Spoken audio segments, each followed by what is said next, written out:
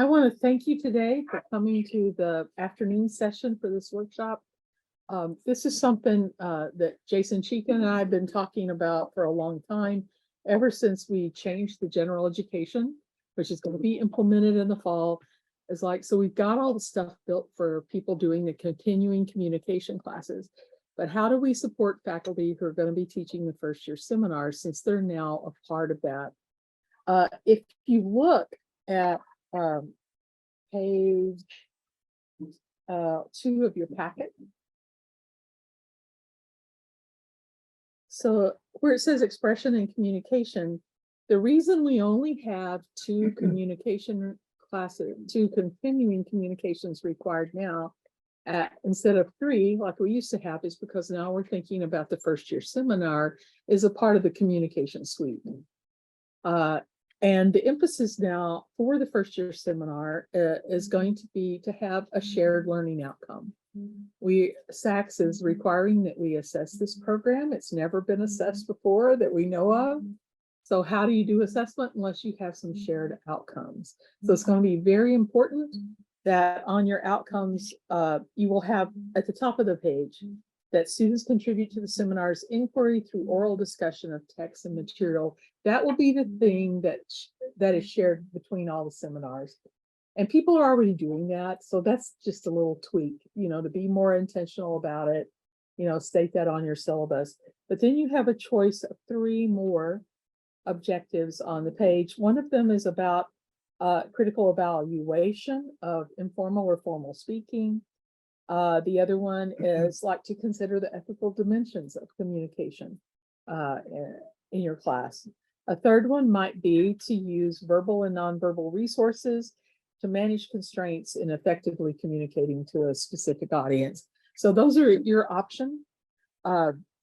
And we still don't know how we're going to assess this, but hopefully this year there'll be a committee that thinks about this and develops a plan and gets that all out to the teachers. And my guess is the initial assessment report will be more like a report where it's like, so we put these new GERs in place. We had some time to think about it. And now that we've overviewed the various kinds of classes that are being taught and the shared outcomes, here's what we plan to do in the future. Will probably be what that looks like. So it's going to be extremely important that faculty cooperate.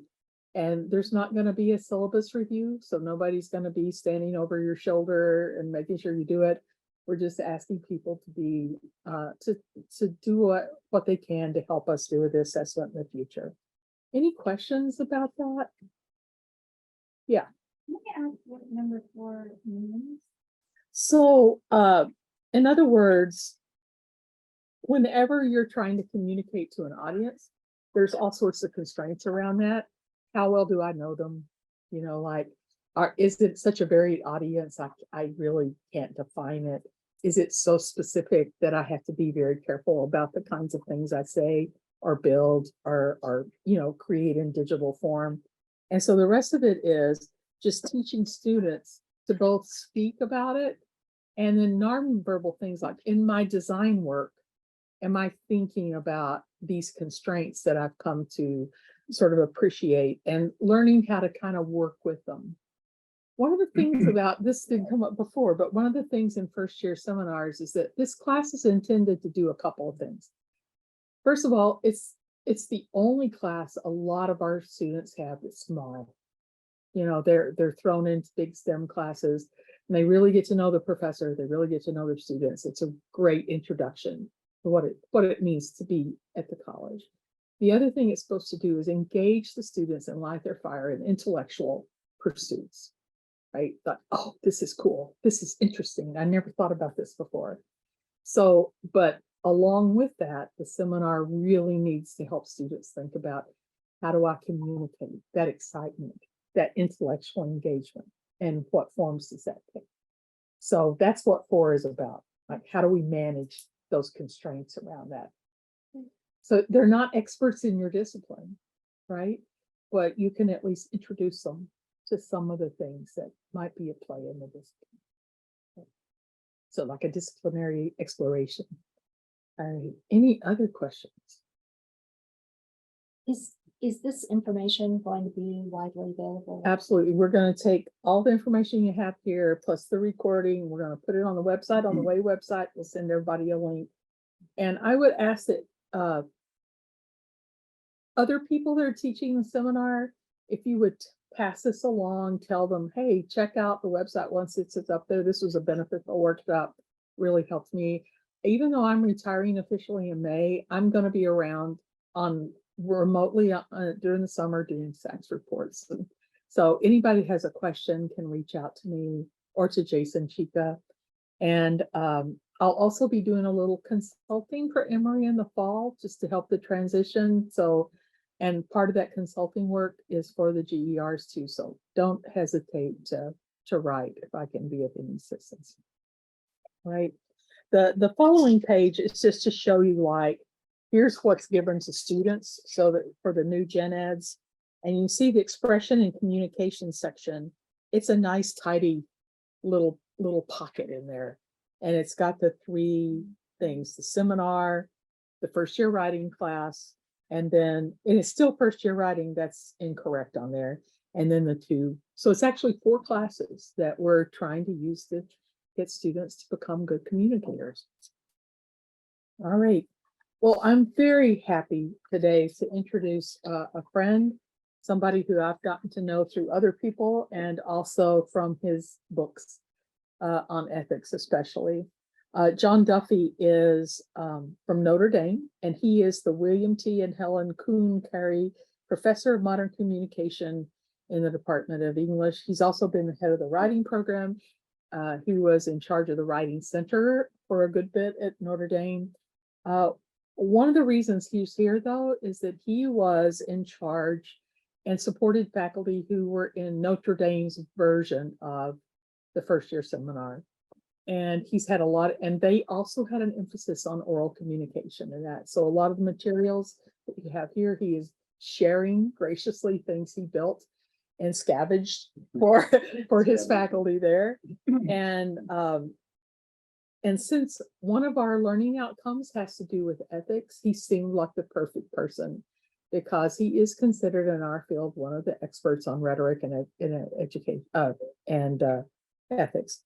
His books include Provocations of Virtue, Rhetoric, Ethics, and the Teaching of Writing, and also Writing from These Roots. If you would, welcome John Duffy. Thank you very much. Thanks for being here. I know you're really busy. So maybe we could just begin with, if you'll indulge me with introductions. I assume you all know each other, but I'll start. Or you don't know? Okay, but even better. As Joanna said, I'm John Duffy from Notre Dame.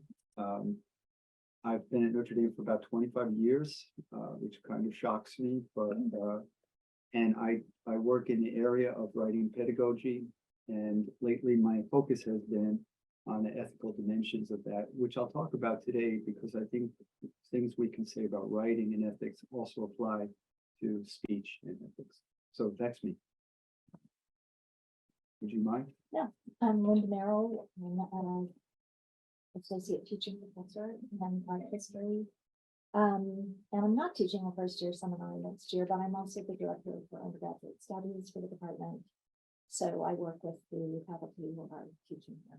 And I also teach the art history in a graduate course. I'm Craig Perry. I'm an assistant professor in Middle Eastern and South Asian studies and also in Jewish studies. I am teaching a freshman seminar in the fall, which is my second time teaching this class, first time as a freshman seminar at History of Everyday Life in Medieval Egypt, which is supposed to sort of simulate like what do you do if you wake up in Cairo in the year 1000 with no survival guide. So it's designed to get students to think about sort of the practicalities of making a living, seeking justice, finding medicine, getting entertainment, things like that. And so I'm really excited to be here to think about teaching it. I'm Jeff Levin, and then I want to take Craig's course because I also joined in Jewish studies and Middle studies.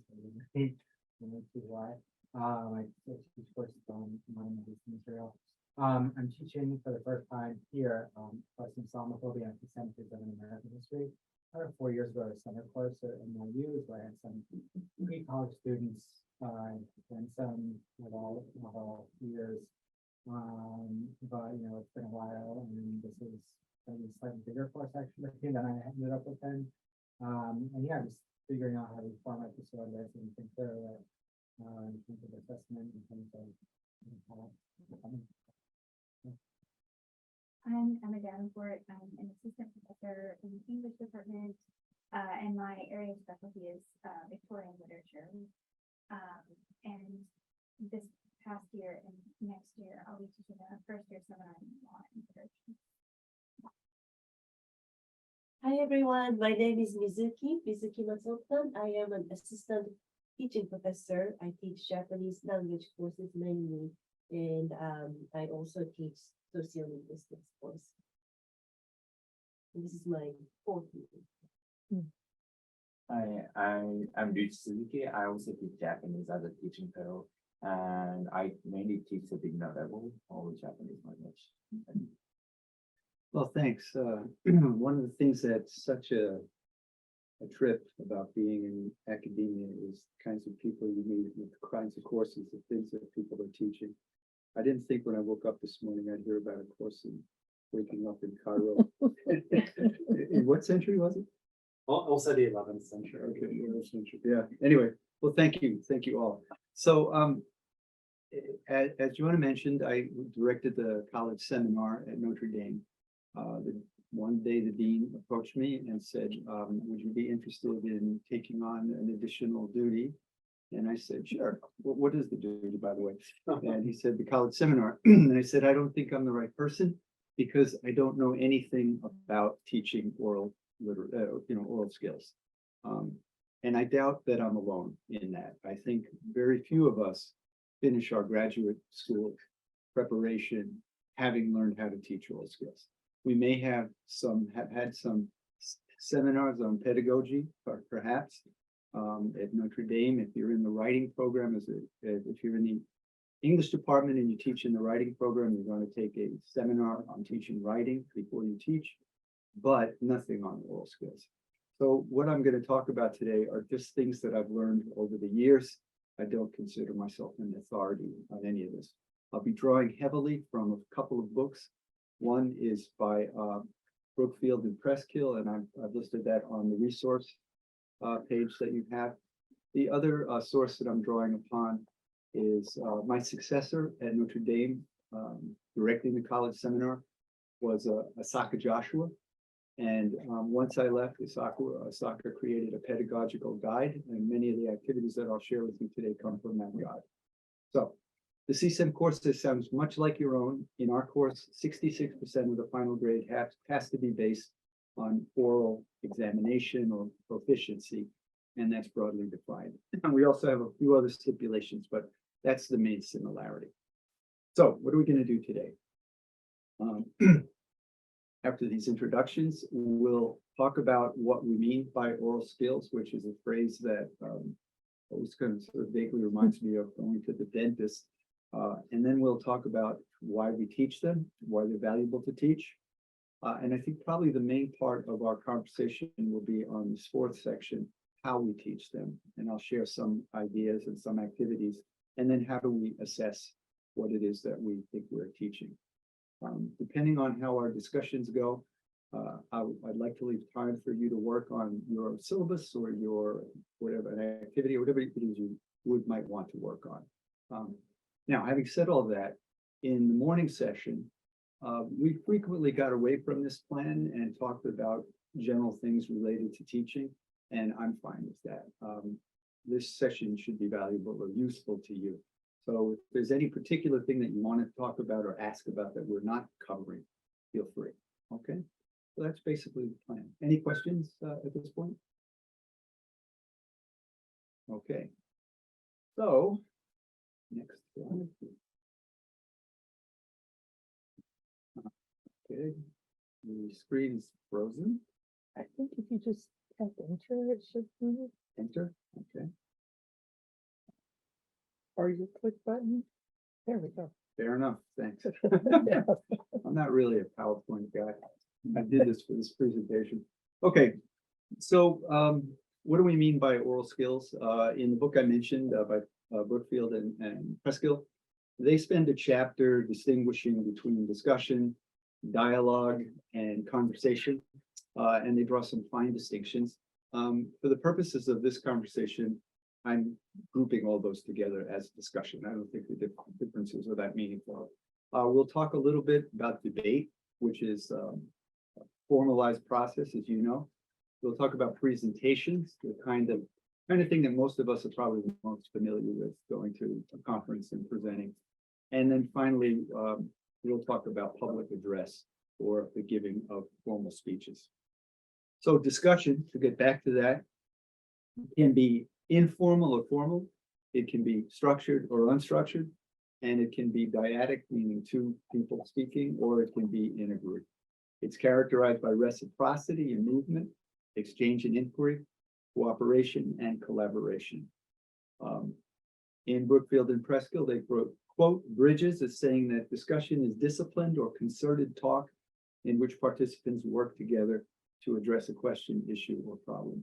Probably in most seminar courses that I've seen, this general kind of conception of discussion is what you're likely to find. Today, I'm going to suggest to you that we can do a little bit better and be a little bit more intentional in the way that we create these moments. Debate, again, formal or informal, unstructured or structured. It's characterized by research, by writing, by fact-based, persuasive and orderly exchanges of views. It is a more formalized process. It can be, it's typically one person speaking at a time, but it is designed to set up interactions between individuals and groups. I'm the something professor of something at Notre Dame right now, and it's because when I stepped down from directing the writing program, I had been out of administration for about 2 weeks when they came back and said, would you direct the debate program here at Notre Dame? And I said, I don't know a single thing about formal debate, nothing. They said, that's okay. All you have to do is sign the checks. So when they go to tournaments, so that's what I do. I don't know a lot about debate formally. I distrust it really because of its win-lose conceptions. I think, you know, I've got a quote here. I don't know if you can see it. I want to make sure people are at least hearing each other. Finding common ground is not the purpose of formal debate, but it is possibility, perhaps something we can do. And that's by a guy named John Donvan, who has been hosting debate programs on NPR for many years.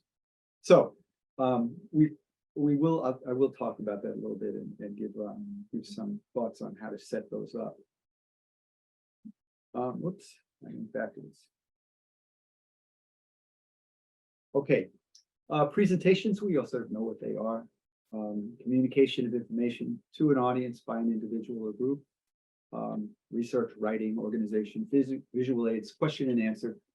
These are things that we can set up in classes like the ones that you'll be teaching.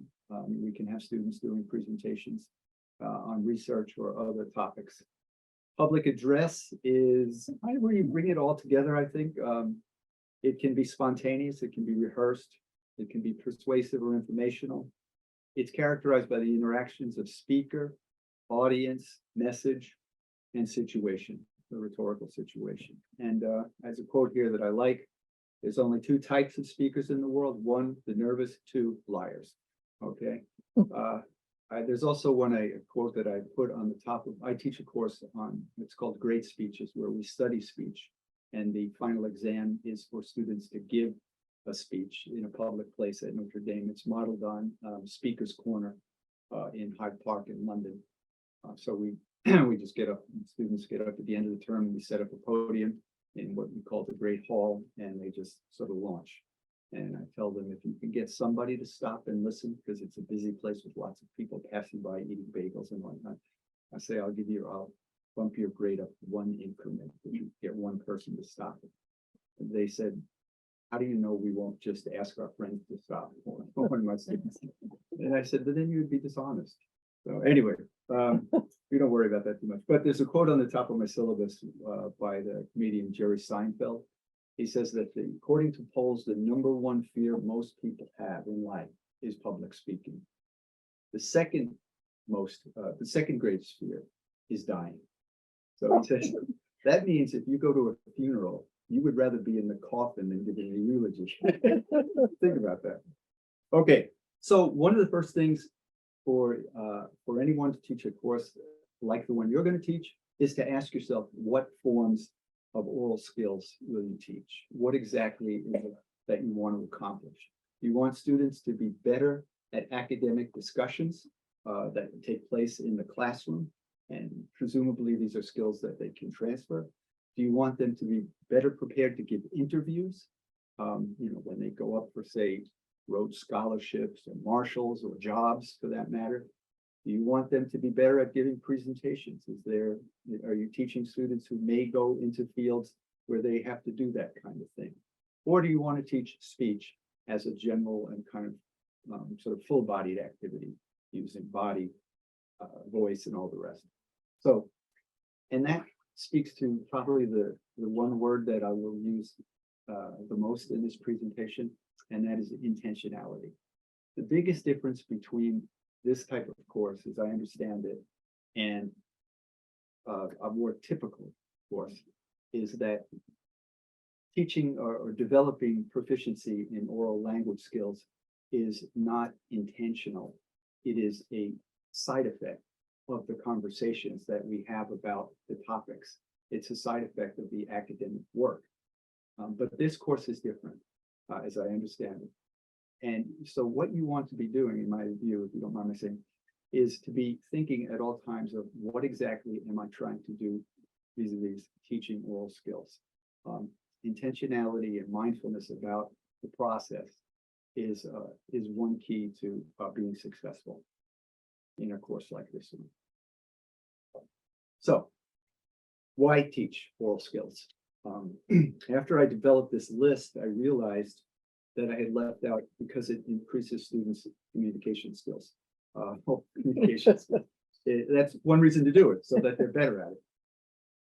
In addition, it develops qualities of open-mindedness, intellectual flexibility, and agility. If you're in a discussion, obviously, you have to think on your feet. You have to be able to respond to questions, to disagreements, to disputes. It encourages listening, attentive listening. When we talk about teaching speech, the unspoken part of that is that it always involves teaching listening. We're teaching students to be mindful of their spoken language. That part of that is listening to the spoken language of other people, to learn from it, to respond from it. So it encourages attentive listening. And one of the best things that I've ever heard about listening is from a movie called Pulp Fiction. Have you seen this film? Everybody has seen it? You remember the scene where one of the psychopathic criminals, Vincent Vega, is asked to take Mia, the boss's daughter or wife or companion, out on a date? Anyway, he goes over there and he meets her, and she asks him what I feel is a very profound question. And I hope I can make this work. In conversation, do you listen or wait to talk? I have to admit that I wait to talk, but I'm trying harder to listen. That to me is truly profound. I have not met many people who listen instead of waiting to talk, but just a few. One of the former colleague of yours here at Emory, John Sitter, who came to Notre Dame and was a colleague of mine. But anyway, that is a skill that is learned through practice, through habituation, is listening before you jump in to speak. Because students are thinking or exposed to perspectives that are new to them, because they're expected to respond to those perspectives, because we ask them or encourage them to listen as part of learning to speak well, we are discouraging dogmatism. Any communication that involves ranting at someone or inflexibility is unlikely to promote any further communication. So in learning to speak, Now, of course, you could make a case that in learning to speak, we're just teaching people to be autocrats and, you know, not listen. But that's obviously not what you're going to do in your course. Skill in oral speaking promotes practices of ethical communication. And I want to just say a couple of words about that, if I may. This is derived from my work as a writing professor. I've been making the argument for a number of years that when we teach writing in an academic context, we are almost always teaching argument. We teach specific disciplinary arguments. You know, I don't know how you make arguments in art history, but I'm assuming people make them when they're writing about an artifact. We make them a particular way in English that's a little bit different from how we make them in my chosen field of rhetoric, and on it goes. Argument I define, there's many different ways to define argument. There's different languages for defining argument, but I define it very simply as a claim or the making of a claim and assertion, evidence to support that assertion, and then in most cases, not in all, the consideration of opposing or alternative views, what in my jargon we call the counter argument. So why say that this has anything to do with ethics? The reason being that when we enter an argument, or when we're making an argument, we are initiating a relationship. Just right now, I'm making an argument to you about the nature of oral skills and what they are, what they mean, why they work, why they're valuable. In that sense, I'm inviting you to enter into a relationship with me. Consider what I have to say, to make a judgment or an evaluation, and to modify or not modify your behavior going forward. Okay? If we see argument in that sense as a relationship, then the question becomes, what practices will enable that relationship to thrive, and what practices will inhibit or discourage that relationship? And that's what brings us into the realm of the ethical. So, for example, if one feature of an argument is the making of a claim, what almost certainly has to be the case regarding that claim for it to be successful? Well, for the most part, in most situations, it has to be true.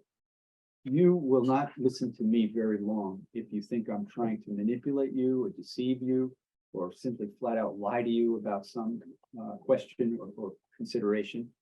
So when we teach students how to write claims, we're teaching them, among other things, we're teaching practices of truthfulness, truth seeking, truth speaking. Okay. Similarly, when we talk about evidence, we can't supply in an academic context. We can't supply, or we can't just simply make claims and let it go with that. That's for the cable talk shows to do that. When we make a claim, we're expected to provide evidence to support that claim. That's just a norm. And what does that involve in terms of ethics? It involves, it is a demonstration of our accountability, our answerability, our willingness to answer for the things that we say. And that too is an ethical practice. It's a statement of our integrity. And finally, when we come to what I've called counter arguments, there's a whole series of behaviors that go along with that. We have to be, in a sense, intellectually honest again. You know, counter arguments have a very practical and, in a sense, strategic role in arguments. They are intended to demonstrate that you know the literature that disputes whatever it is you are saying, and you're prepared to show why that is incorrect or why that's wrong or deranged or whatever it may be. But before you can get there, if you're going to take it seriously, you have to really engage in that with that literature. You know, I'm sure you've had the same students I have who say, I know exactly what I say. I want to say, I just have to find the proof to support it and then show why the other stuff is wrong. You know, in other words, there's zero engagement with anything, and the student comes in with a preformed opinion. But to actually engage it calls for intellectual generosity. It calls for open-mindedness. It calls for a certain amount of intellectual courage. to sit and read things and think about things that dispute your own. And it involves taking risks. You might find that you don't know exactly what you thought you knew. You might find that the other side is a stronger argument than you realize. You might find you're wrong. So that's a risk. And to take risks calls for, as I said, intellectual courage. And I like to tell an anecdote or share an anecdote with you about a former student of mine. I started my teaching career at the University of Wisconsin-Madison. And in one of my very first classes there as a graduate student, I assigned as the final project a paper in which students were expected to write about a controversial issue from multiple points of view, pretty much cut and dry, bread and butter type stuff. I was an inexperienced teacher, and I did a few things I would do differently today. One of which was not really having a sense of students' investments in these different projects. I had a student named Christine, and Christine wanted to write about a controversy that was taking place at the time in northern Wisconsin. Maybe you heard of this. It came to be known as the Great Walleye War. Well, the situation was, northern Wisconsin is a lucrative tourist region that draws mainly people who like to fish. And they fish for walleye and pike, I think. At any rate, the controversy was that Native Americans who lived there, the Ojibwe, claimed the right to spearfish during the spawning season based on treaties that had been signed in the 19th century. This was very, very much distressing to the resort owners who were very concerned that the Ojibwe were going to fish out the product. What is it called when you exhaust the stock of fish? They were going to kill, take all the walleye, and there wouldn't be enough left to support the tourist industry. The Ojibwe said that's not true. We've been doing this for centuries. We know what we're doing. But the controversy became inflamed, and it became racial in nature. The resort owners, who were primarily white, would go to the lakes where the Ojibwe were fishing. They'd throw rocks. They'd come around in speedboats and try to swamp them. And it got ugly, and state police would eventually call in. Christine, I later learned, was the daughter of one of the resort owners. She believed that her father and people like him were being unfairly maligned in the media as racist. And she also believed that the Ojibwe were wrong to do what they were doing. She had very strong views, which I really did not really understand at the beginning of the paper. But so when I understood that, I just kind of said, okay, well, that's interesting. Go ahead and let's see what you do. And Christine, the student, was not a particularly talkative student. She rarely spoke in class. She never visited my office hours. And while I had set up a kind of scaffold, first we'll do this, then there'll be a bibliography, then we'll do, I really didn't have any idea what was going on in the paper. So one day she came to my office, maybe a week before the paper was due, and she said, I want to change my topic, which is usually a sign that things have gone, helter skelter. It's not good, And I said, oh, okay, why? What do you want to do? And she explained that she'd been doing a lot of reading for the project, and that she had come to the conclusion that the Ojibwe had a point, that they were legally entitled to fish the way they were fishing, and probably they weren't going to exhaust or deplete the stock of walleye. She also felt, she continued to feel, that the media had misrepresented people like her father, and that they were wrong in calling them a racist. But her argument, she said, had changed. She now wanted to argue for an accommodation of some kind. So Christine was not the student's real name. I don't remember her name. I don't remember the paper she wrote. I don't remember anything about it. I don't remember if it was good or bad, or what kind of grade I gave it. I don't remember any of that stuff.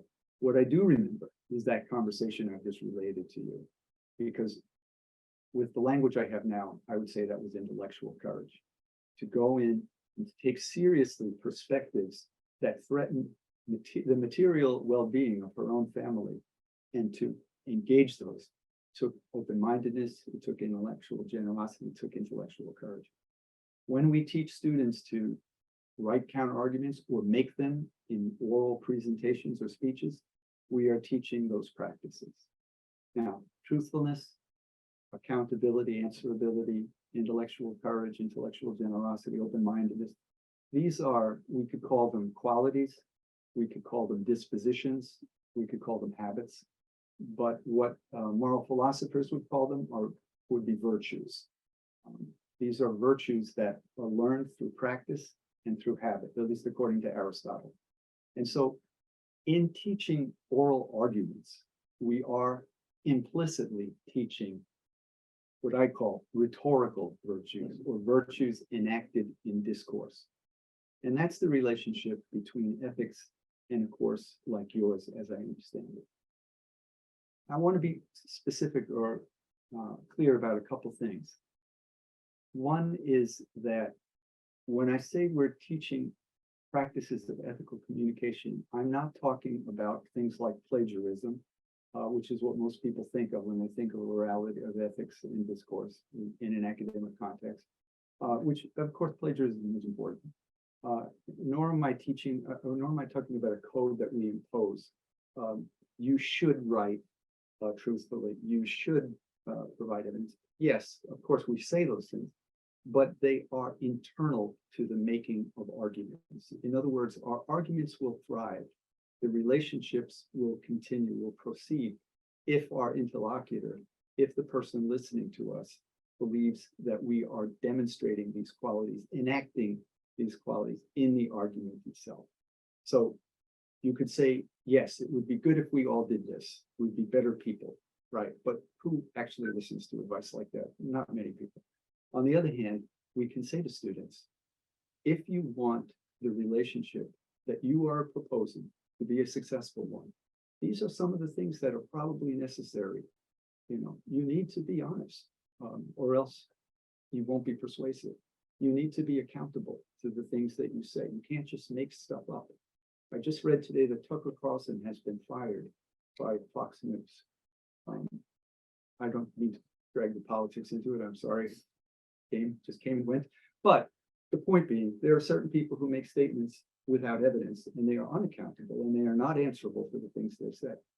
If we want to be believed, I tell students, these are internal practices, ethical practices that will make your arguments stronger. The final thing about this that I'll say is simply that we are doing this all the time, whether we use the language of ethics or not.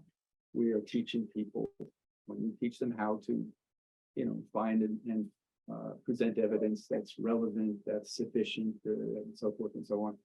You're teaching people to be accountable, to be answerable. The argument that I've been making for a number of years is we should be explicit about that. We should use that language. We should help students to see that speech and writing are moral activities as well as persuasive and communicative activities.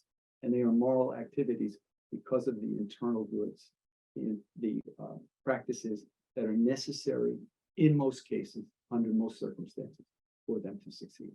Now, some people say to me, you can make arguments that are based on lies and they can be successful. That's true. I'm not disputing. Some people never make arguments the way that I'm talking about. Some people make a nice living by never making arguments the way that I'm talking about. But I think for most people, and certainly for most students, what is it that we are trying to accomplish when we teach them how to make arguments? That is what I would consider the ethical dimensions.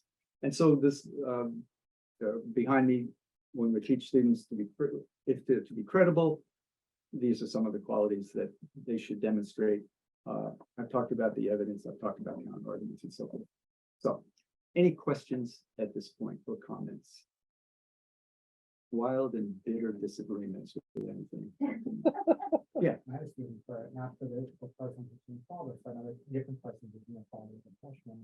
And I do lots of things with like simulation and sort of how inside, but when she was not interested, it was very explicit. I didn't make her, but also getting explicit, I did not want to be in a position where I can make the argument on the other side. Yeah. Which is really like the opposite of what came to mind.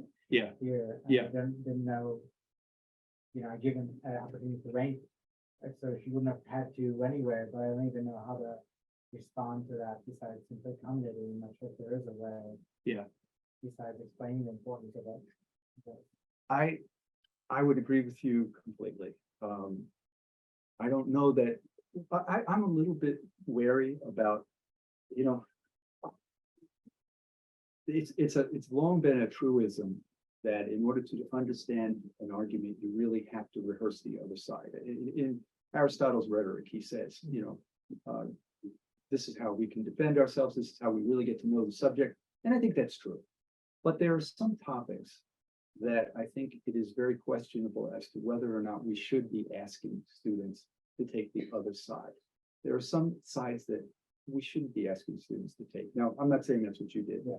but if a student says to me, I absolutely can't go there, my response is probably to ask her why, and tell me what's at stake in this conversation for you. But it's not to persuade her to do it. It's basically to understand. You know, I think without overstating the case, I think it can be damaging to students, some students in some circumstances, to ask them to take that side of the argument. And you can probably think of examples of that. I'm thinking of things that involve race, that involve gender, that involve sexuality. I don't see I think that the risks are greater than the rewards in those cases. On the other hand, if you're making an argument about why Prince Hamlet, you know, did this or that, then obviously you want to read all the criticism and see where you stand in that. You know, if it's an interpretation of Middle Eastern history, you want to know what the different historians said. So I think that calls for judgment on the part, that both sides issue. It's hard to know. I mean, you could have just randomly said, "Well, here's a newspaper article from northern Wisconsin," and not understand that that's just as sensitive as arguing for gender.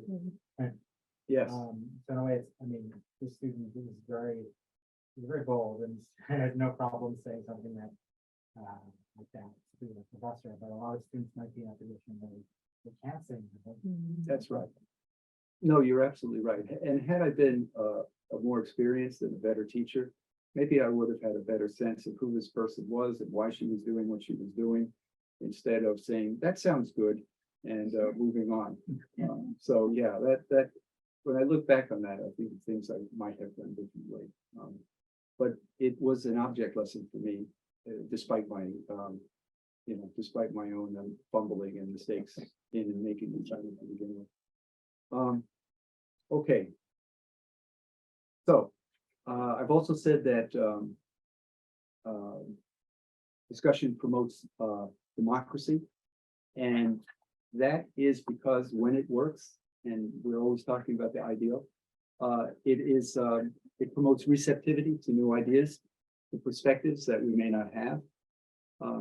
Democracies work when people participate. Participation in civic life is critical to democracy. Discussions, they don't force us, but they invite us to participate, and we learn, we develop the practice of participation. Democracies require deliberation, they require collaboration, they require compromise. These are all skills that students can practice in classroom discussions when they have to listen to other people who don't see the world the way they do, whose reasons may be actually quite good for the things they believe, the assertions that they make. And we have to listen to that and think about that and consider why that might be the case.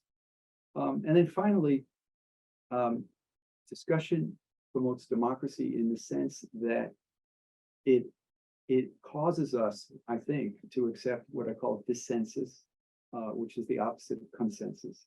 The purpose of discussion is not to get everybody to agree. That's probably not going to happen in most classes, in most cases. Dissensus is the acceptance of the fact that we don't disagree. And the difference between that and just burning the house down is that we can come back again to the same people and continue the argument. Maybe not even about that topic, but about something else. The example I give at Notre Dame, where abortion is a third rail term at a Catholic university, is that if the right to life person and the pro-life person find that they are simply unable to see each other's perspective, if they are unable to to reach any kind of common ground, are they then capable of coming back and working together on a different issue? That's what the census is about. It's the understanding that we may not agree on everything, but we are able to continue working toward common goals. At least that's the theory. Yeah. I'm interested, and I think it's actually really smart, that you say acceptance of dissensus and not tolerance, Mhm. which is how I feel like this ideal is usually phrased in like democratic liberalism. Yeah. And I'm just wondering how you think about the difference between these things. Yeah, that's a really great question. I actually written an article on tolerance, and I called it, I think I called it the ambivalent virtue. Because it is a virtue, but it's a virtue in which the implicit message is, I find you in some ways repulsive and revolting, but I will not destroy you. I will, in fact, even consent to live alongside of you, you know, as upsetting as I find you. That's an extreme, but I mean, that is inherent in the kind of very nature of tolerance. Mhm. It is not an acceptance of another person's views. It is mere toleration of those views. Mhm. It's not a bad thing. It's better than going out and shooting your neighbor, right? Or shooting the person who opens your car door by mistake. But at the same time, it is not the same as accepting another person's right or, you know, views. Not accepting them, but just accepting that we can't agree on those things and finding other ways to collaborate and communicate. Does that make sense? Yeah, yeah. And I also think there's also a kind of difference. Tolerance not only suggests living with someone else even though you find their views distasteful, but also on the other end of the spectrum of kind of a capitulation to other views for the purpose of living together, which is again different from acceptance of dissensus. Mhm. I feel like tolerance doesn't allow for the kind of strong disagreement that is sometimes really justified. Mhm. But your fourth point does, so. Yeah, and tolerance too is implicated in relationships of power, isn't it? I mean, you know, it's often the less powerful who must tolerate the powerful. And it could be a majority or it could be a minority, but so tolerance is as I say, I think of it as a very ambivalent kind of virtue, but maybe one that we need despite ourselves. So, so those are some of the reasons why I think it's worthwhile to teach oral skills. I left out the last one. I didn't speak about the last one. It's fun. It can be fun. It can be excruciating at times. Sometimes people don't want to teach this way because, you know, it can fail. There's an activity that I do with students and I tell them at the very beginning, you know, this probably could flop. This could really not work at all. And we're all just going to stand around and stare at each other. But sometimes it works very well. I have this course I teach on speech. I give my students a really silly activity every Thursday. I call it the Thursday afternoon follies.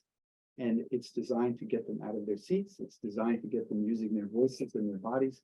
It's designed a little bit to embarrass them, not really, but they get embarrassed. But all of that is preparatory to actually standing up and addressing a group of people in public space. So it can be fun to teach oral skills, depending on what we do, what we bring to it. So let's see where we are.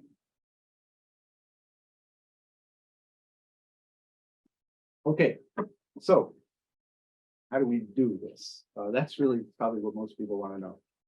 How do we actually get this done? I've started with some activities that you probably do already. These are activities for responding to readings that you assign in class. And if you look at your handout, this is on page 4. It's handout number 1. So in an effort to preserve my voice, if you will indulge me, I would like to ask one of you to read the first of these exercises, students as experts. Thanks. Break down the text and assign particularly difficult parts to specific students who are going to be the designated expert interpreters.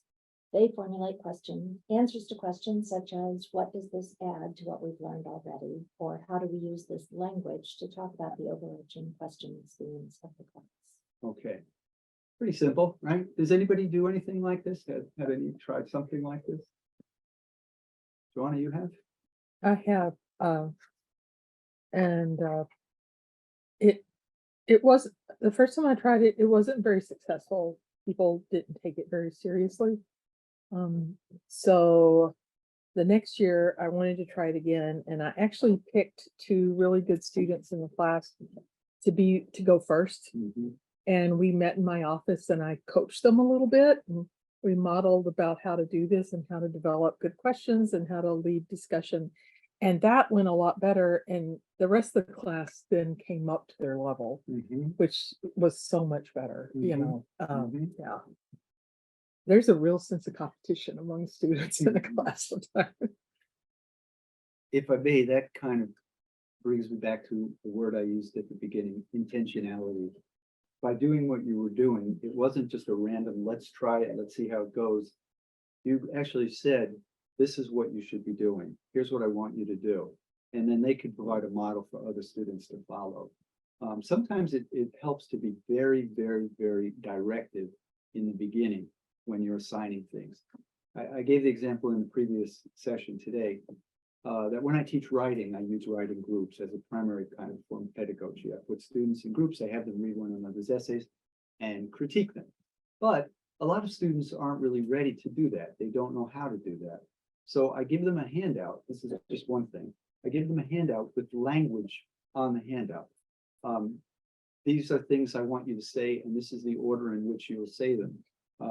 So the first thing I ask them to do after the writer first talks about, this is what my concerns are, this is what I'm writing about, here's where I'm stuck, whatever. The listeners listen, they take notes. This is all in the instructions. The writer then reads the paper or part of the paper aloud. The students listen. When they're done, I always tell them, before you say anything else, praise something, praise some feature of the paper, because it's a little nerve-wracking to do this. And I said, you'll always find something you can praise. And then I tell them the story of the Writing Center director who walked by 2 students, the tutor and student, and said, heard the tutor say, who he had preached this, always praise first before anything else. He heard the tutor say, I really appreciated the way you pressed down with that pencil and made this so easy to read. Okay, so that's a reach, right? But then the important part of this conversation is when the tutor, the student listeners respond, and the language I give them is something like, I don't understand what you did here. What did you mean by this? What's the argument here? Or what? Here's where I got confused. And then I give them language that I don't want them to use. This is a typo. I see a typo here. Here's a grammatical mistake.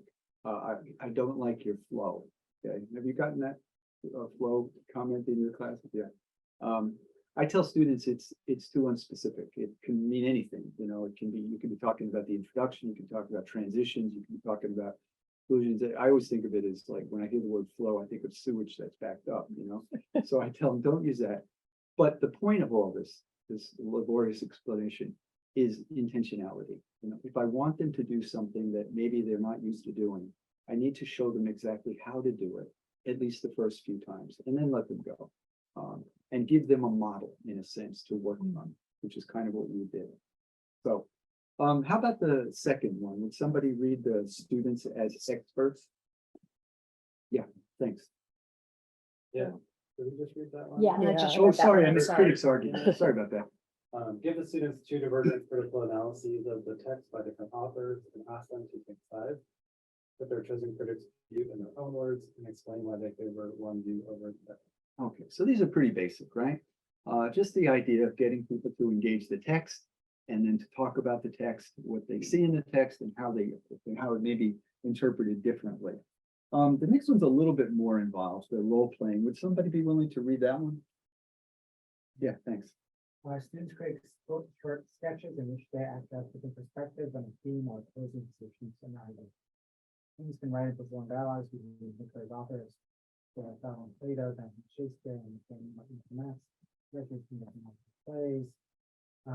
You can set parameters in terms of what the sketches must cover. For example, give students a list of themes, topics, etc.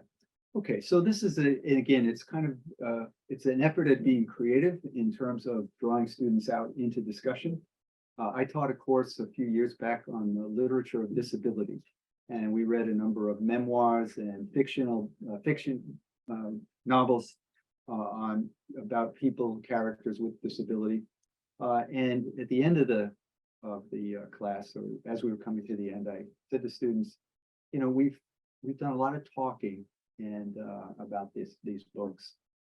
Be creative. If you want to write a paper on it, that's fine. You know, I'll read it and grade it. But maybe think outside the box a little bit. How else could you represent the knowledge here that you've gained? And so 3 of the students created a puppet show in which they had puppets that represented the different characters, and they wrote speaking roles for them. I thought that was really creative. Another group of students wrote a play, a 1-act play. And they came to me and said, can we do this? And I said, it's a great idea. I love it. It was a play about disability. It was actually very clever. They performed it in a hall that was not wheelchair accessible. And it was called Waiting for Mary, I think. And Mary never shows up through the whole play. And then we find out at the end that Mary's in a wheelchair and she couldn't get into the building. But anyway, there were 2 students who were gung-ho and one who was, you know, he was a friend, but she wasn't so interested in it.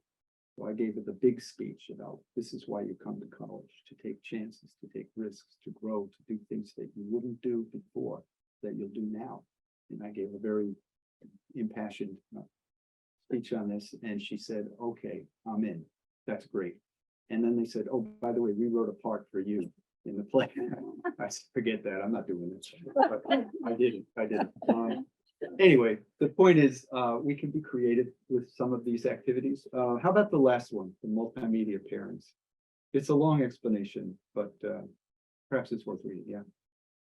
Pair a text with a film, a piece of music, and image or performance, and ask students to imagine one medium to serve as an illustration or critical analysis of the other. Better not to choose adaptations of text into other media, but instead to purposefully pair the written text with visual oral text on seemingly unrelated subjects.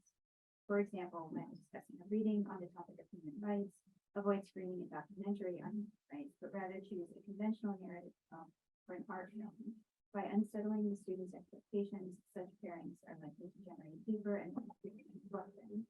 You can also pair popular images of radically different or clashing content and ask students to find very iconographic. Okay, so again, it's just to kind of upset the apple cart a little bit. It's not a typical way of thinking about having a discussion. Instead of sitting down to discuss the documentary on human rights, you pair it with some other thing, maybe a piece of music. What is the relationship between these? What are the themes that are in each? And it gives students another way to think or access the material and talk about it. So, so these are all things for responding to readings. Well, I'd like to share with you some other types of activities that don't necessarily, they can involve the readings, but not necessarily so. So this is the second handout. The think, pair, share. The last group, a number of people had done this in class, so maybe you've done this this one. You pose a question to the class, you give students some time to think about it. I like to give students time to write about it too. I'll just take 5 minutes, just write something, your thoughts. I'm not going to collect it. I'm not going to read it. I'm not going to ask you to read it. It's just a way to prompt your thinking. You pair, the students pair with another, and student A shares his or her responses with student B, and then student B shares the same. If they disagree, clarify their positions. I'm always interested if students disagree in groups. What happened? Why did you disagree? What did you disagree about? How did you resolve it or not resolve it? Where are you guys now? If useful, request that the pairs create a joint response by building on each other's ideas. You can ask each pair to share and compare their paired ideas with those of another, instead of the whole class discussion. You can set time limits for this so that, it's more well managed. Have any of you tried this or something like this in your classes? What have you done? It's Emma, right? Yes. Okay. Thanks. Essentially, basically what it says here, and I oftentimes use it when I'm asking them either difficult questions that they may not feel equipped to handle without discussion, and or when I'm trying to bring people who are not likely to participate into the discussion, in that case, I can just call on one of the pair to share. Yeah.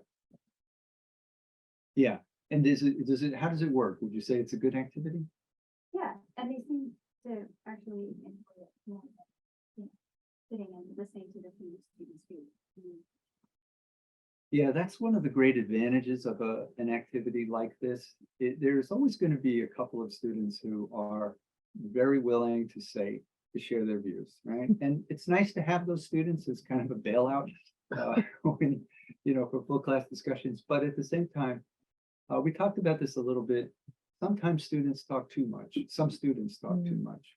And in doing so, they limit the opportunities for other students, or other students are just more than happy to sort of sit back and let them carry the ball. So these kinds of activities engage everybody and inform everybody.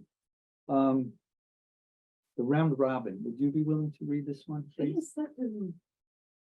1, ask students to form groups of 4 to 6. 2, explain the purpose of brainstorming is to generate many ideas. Group members will take turns moving clockwise and respond to the question posed, issues raised. Inform students that to prevent interrupting or inhibiting the flow of ideas, they must refrain from evaluating, questioning, or discussing the ideas. 3, if it could be beneficial for students to assume a conversational role, such as reporter, rule enforcer, timekeeper, etc., allow a few moments for role assignment. 4, tell students whether or not they will go around the group once or multiple times, announce a time limit, and pose the prompt. 5, ask one student to begin the activity by stating an idea or answer aloud. The next student continues the brainstorming session by stating a new idea. The activity continues, moving from member to member in sequence until all students have participated. Okay, thank you. So again, this is a way to promote conversation, especially if you're introducing maybe a new concept that is derived from one of the readings. How do you get that conversation started? This can be one way to do it. There's also, I put on the PowerPoint serial testimony, but I didn't put it in here because I forgot it. I forgot to do it, sorry. But it's very simple, and I think it's a really effective technique. And serial testimony is very similar to round robin. You put students in a circle, and you give them the topic, the prompt, the conversation, whatever it is, and then they speak in succession, one after another, for a time that some duration that you set for them, maybe 2 minutes, 3 minutes, whatever it may be. The other students listen, they cannot interrupt, and they cannot ask questions. And then we go around the room so that each person has an opportunity to speak. Now, students have the opportunity to pass. In other words, if they don't want to say anything. And this is, I'll just digress for a minute. I personally feel that it's almost, everything has exceptions, but it's almost never a good idea to compel oral participation. That in a sense, what we're doing is persuasion. We're persuading students to participate. When we compel it, especially in a public setting, it can be useful, but it can also be damaging. I had a student years ago by the name of Martin, and this is when I was teaching a literature seminar. And Martin was always engaged, like he was always leaning forward. He was always looking at me, nodding his head. And I thought, I love this kid. He's right here with me. But he never, ever, ever spoke about anything. And so sometimes I just assumed he was going to speak. And so I'd throw some general question out and I'd look at him. And he'd look at me. And we'd look at each other and then I'd say, okay. And I'd move on. But he came to see me eventually. And he said, I want you to know that I have ADHD. And I would like to participate in, and he said, but the problem is, by the time I get the words together in my head, the conversation has moved on. Oh, okay, very understanding. I said, I understand. Would it help if I called on you? He said, that would be a disaster. So, okay. He never did speak in class other than a few kinds of small things. And I just thought, that's fine. His way of learning was, we talk about multiple ways of learning. Who's the Harvard psychologist that made that famous? But, we talk about it, but then often, and I don't mean you, I mean me, we often don't really practice that way. We kind of see one way of learning, which is that everybody's raising their hand and jumping out of their seats. That's the most successful class we could possibly have, where everybody's, powerful, passionate conversation. But that doesn't work for every student. On the other hand, I have a student who's just last semester by the name of Angela. I have students write Canvas responses to all of the readings before they come to class, so that I know what they're thinking, and I know they've done the reading and so forth, and they get to see what one another thinks of a given reading. This student wrote such smart responses to readings on rhetoric and speech. I was just delighted. It was such a pleasure to read. And yet she rarely spoke in class. Sometimes she did, but not as much as her intelligence warranted. And so I brought it up with her. And I said, you don't really say much in class, do you? And she said, no. I'd like to say more. I said, oh, okay. Would it help you if I called on you? Like I never learned, right? But in this particular case, she said, it would help me a lot. This is verbatim. I want to say more, but the boys, she called them the boys are always talking, even when they obviously don't know what they're talking about. That's verbatim. So sometimes that's not compelling speech, but that kind of directiveness can work.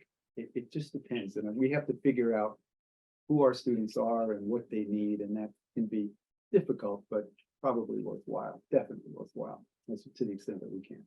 So that all of that was a digression, I'm sorry, but it had to do with the business about letting students pass, okay? Now, fishbowl is a slightly different but related activity that I actually tried in the last session this morning to do with everyone who was in the room. And I can tell you, it flopped. It didn't work at all. So I'm going to spare you the discomfort of going through that again. But fishbowl is a technique that I've used in a lot of my classes, and it works. I found it works really well, provided you set it up right. What you do is in a group of, say, 14 or 15, 16 students, you invite 3 to pull their chairs and sit in the middle of the room. The other students make a circle around them and they listen. You give the 3 the prompt and they start talking about it. So I teach a course, I'm teaching a course now on the 1619 project, the New York Times initiative. And I might say that here's 2 propositions. I'll put them up on, so you can read them. Brian Stevenson was wrong to equate the criminal justice system to as a modern to describe it as a modern form of slavery. Brian Stevenson has a deeper understanding of criminal justice system that whatever the propositions are. I put them, presumably there's something that they can disagree about, that there's some variety in the views. They sit in the middle and they start to talk. The other students listen. At a certain point, students on the outer ring are invited before the activity begins. They get the invitation. They can stand up, walk to the middle of the circle. When they want to speak, tap one person on the shoulder. That person goes and sits down. The person who tapped sits down and continues the conversation, or can change the subject. there are rules like that. So in other words, it's just a different way to have a conversation in class. If I'm having a lot of full class conversations, over a couple of weeks, I might do that just because I want to give the students some variety, some different ways of expressing themselves and participating. And I tell them with this one, I say this really truly could be a waste of our time if you guys don't participate. If you all on the outer ring just sit there and stay there, it's not going to work. So, but usually it works pretty well. I think they find it amusing and it's a novelty. So, I don't want to do it too often. Anyway, that's another one. If you turn to the next page, on conversational roles. Okay, so for this, this is a way to be intentional about in-class discussions. In other words, instead of just giving a prompt and talking it over, we give students roles to play in the discussion itself. Okay, so conversational roles are intended as ways for students to understand and practice the intellectual, ethical, and social dispositions that are the norm in academic discussion. They represent a range of abilities and habits that a good discussant should develop. In any given discussion, several students can fulfill the same role. An individual student should play different roles during different class sessions. Instructors and students are encouraged to devise additional roles collaboratively to address the needs of individual classes. So maybe you have that student who talks too much, and it's somebody's role to point that out when that's happening, or whatever the case may be. These roles can be distributed on index cards and swapped during the seminar. It may be useful, at least in the beginning, to have several designated listeners per discussion as a way to improve listening skills. Different listeners often pick up different things from the conversation and have different divergent accounts. These can be compared to the same conversation and analyzing discrepancies. Okay, so each of these is a different role.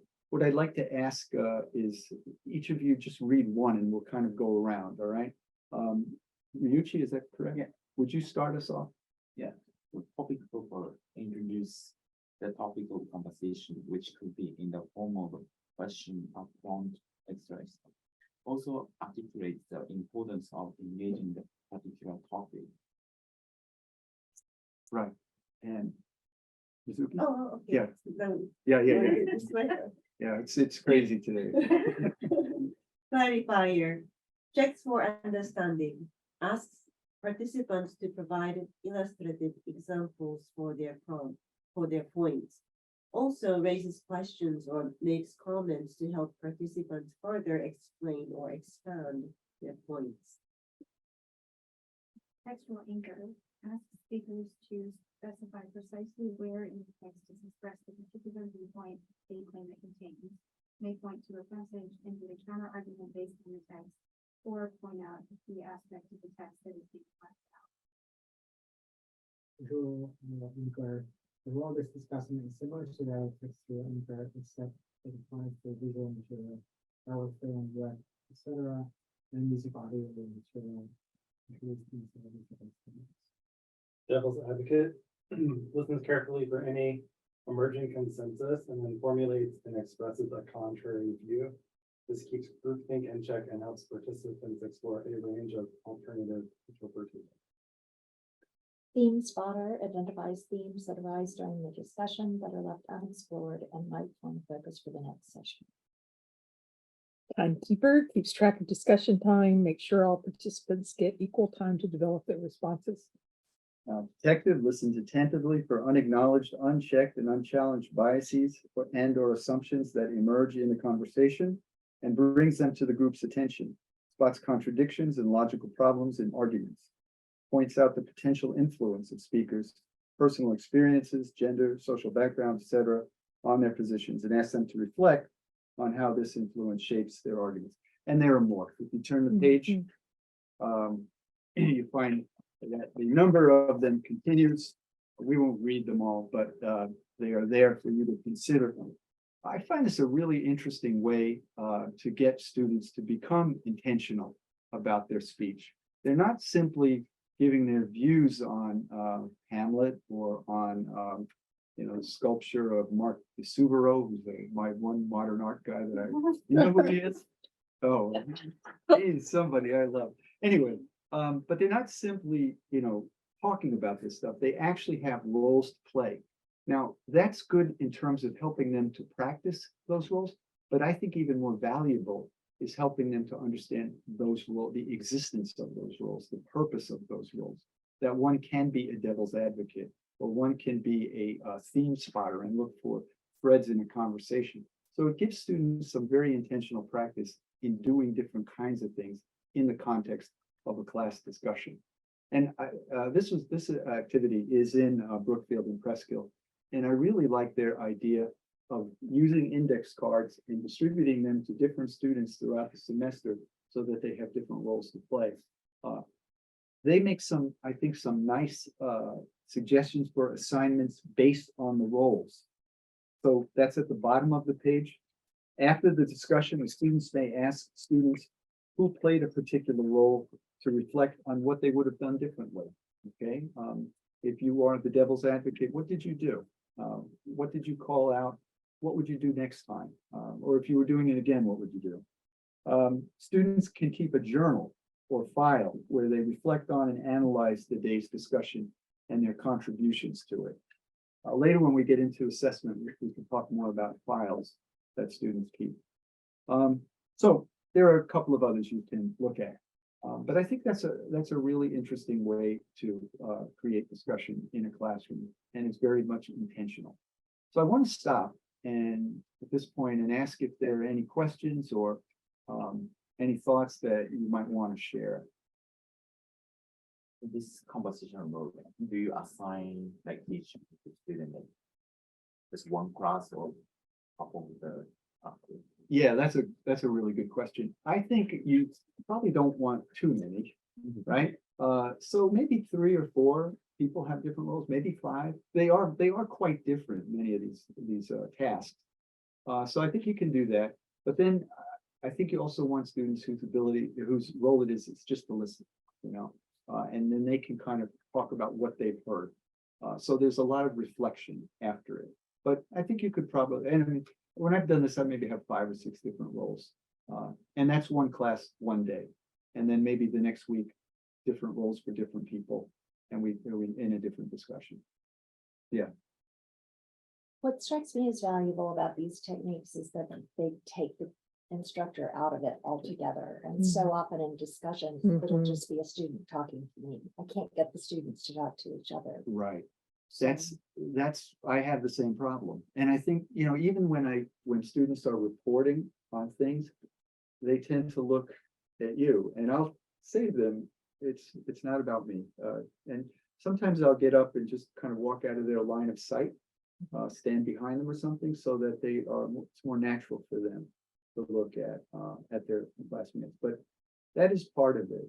And earlier, one of the faculty was saying that she found her students were more responsive when she did things like think, pair, share, or any kind of group activities.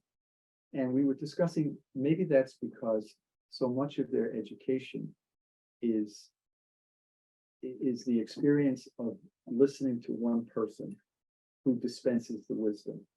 And you do that day after day, class after class, year after year. When you give students opportunities to break that up a little bit, to take responsibility for their learning, it can be a novel and a little bit cliched, but it can be an empowering experience for them. They're not reliant on the professor, so it can work that way. Other comments or thoughts?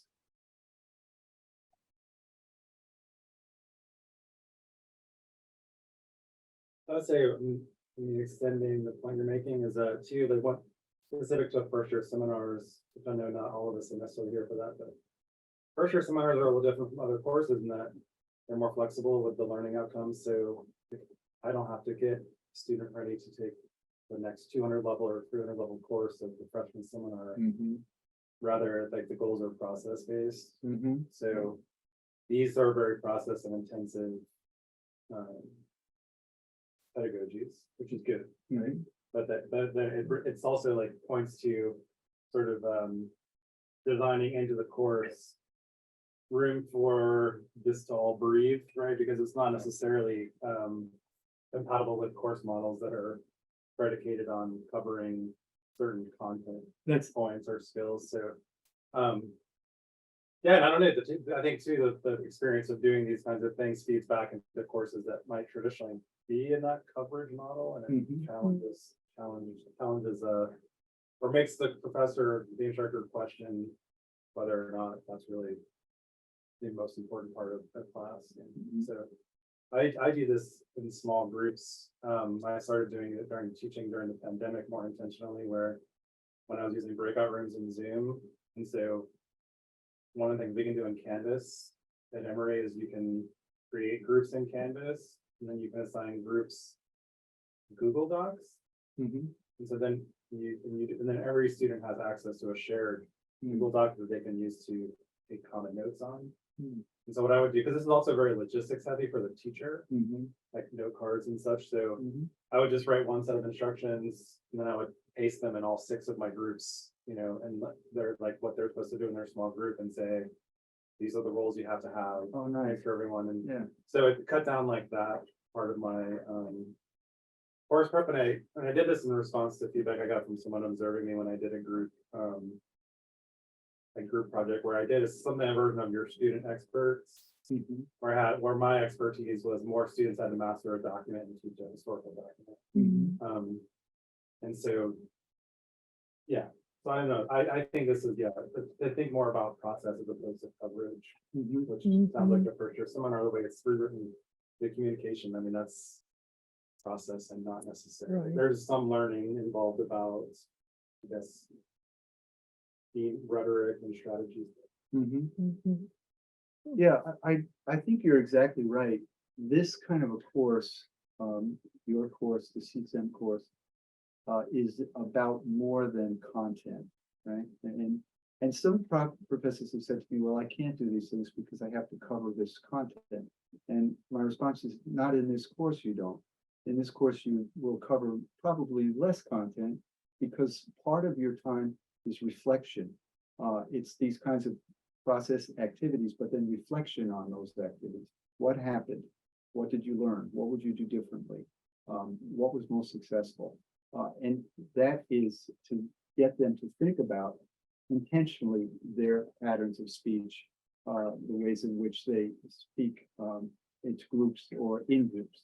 I would also say, it's not simply process in the sense that if we go back to the idea of what does it mean to be an ethical speaker and writer, that's a topic that I return to often in my classes, because I want students to leave the class with the understanding that what they say is important, but how they say it is equally important and says something about them as an individual and about the kinds of society that they want to live in. So a lot of what we talk about is what kinds of communication practices are most conducive to a good life and a good society. That's part of what we're doing in the CSEM class. Not all of them, but that's I guess maybe that's where I take the class. I'm sorry, you had your hand up earlier. Yeah. I feel like room setup matters a lot. And I together, I had one this semester where everyone's facing me and one that was more circular and just it makes such a big difference. Yeah. The fight to get better room. Yeah. Actually very dinky room, but I at least people can move their chairs around. Yeah. I'm interested in seeing how that fits things again. Zoom has created certain possibilities in the breakout room. Is that in a way of tricky to transition, I think, for me to see certain activities into back to person.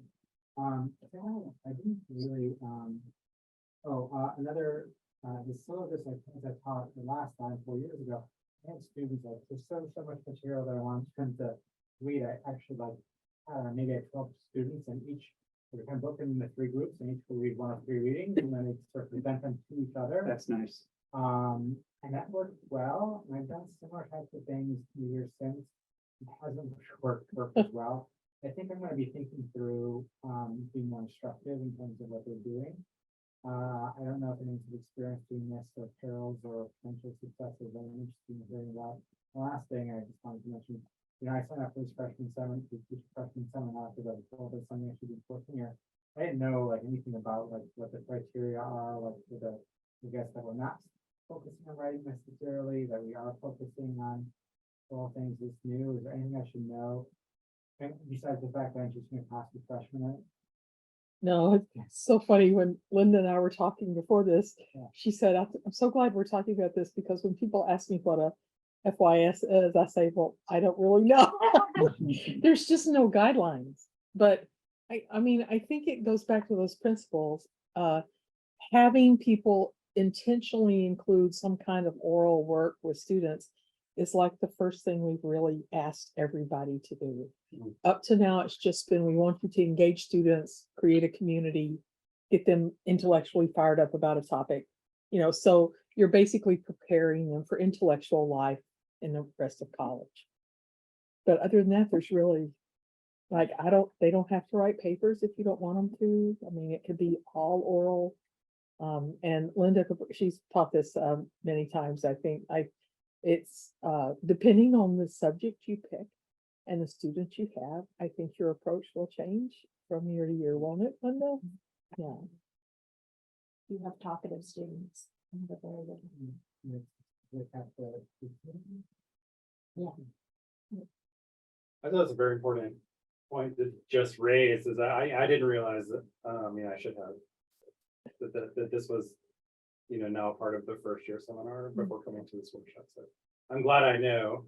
But I guess too, right, you would think departments hopefully will be talking about this at least in August, if not now, and I don't know how that gets pushed out, but also to think about, okay, like, so imagine like, what should a student be able to do, right, when they leave a first year seminar at Emory, right, and it sounds like they don't have to have written the 20 pages of college writing, but yeah, they should, they should have an idea of themselves as a participant. Yeah, an interlocutor, right? Interlocutor and feel empowered, and that to know have at least some strategies that work for them as an individual that they can deploy, right? So, because the way these are worded, looking at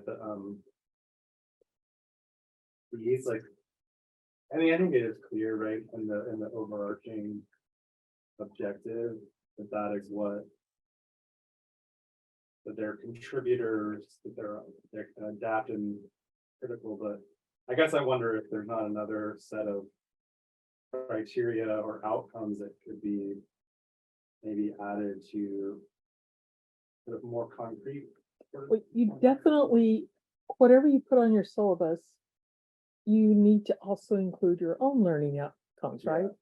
So what makes sense for the content you've picked? And so that means you might need to adapt these a little bit to fit your context. And as long as we can recognize them as, oh, this is a similar outcome to the one that Emma puts in her class, then it'll be fine.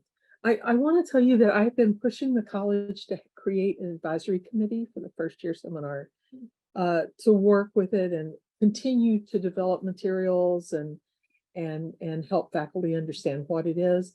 That has not been successful. It's one of my failures here, but there is going to be a subcommittee of the curriculum committee that is going to own these requirements. Yeah. So I'm hoping that there will be outgrowth from that will, because once we start having to assess it, there's going to be reports. Yeah. And we need to show SACs that we're actually thinking about that assessment and implementing some of the things we learned. So, if you're interested in this, I think there's a future trajectory for that. Keep that on. That's the curriculum committee for UCAS. Yeah, and if you're or for ever, the university. it's through the college, and just talk to Jason. He's sort of the dean that's over all that. So, especially if you're interested, I think he could hook you up. Good to know. And, Well, and great I would question. say about group work with first year students especially, you just have to be extremely explicit about what you want them to do. I mean, far more than you think is necessary.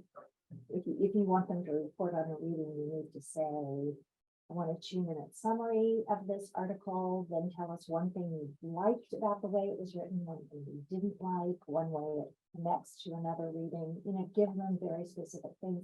And then as the semester goes on and they sort of catch on, you don't have to be as prescriptive, but coming straight from high school, they don't know how to do that. Yeah, they don't know how to. I've had freshmen that are sprinkled in with other students. Mhm. Yeah, so this is a little different, you know. Yeah, as a person that has taught freshmen all her life, in freshman writing classes, um, you're exactly right. They need expectations, and it's almost like they're sponge-like. They need it so badly. And think about when you create expectations, you're actually creating habits of being a college student, like paying attention to directions and no, and if I don't do something the way the teacher wants, I do it for a reason. I talk to the teacher about it, those kinds of things. Those are good habits.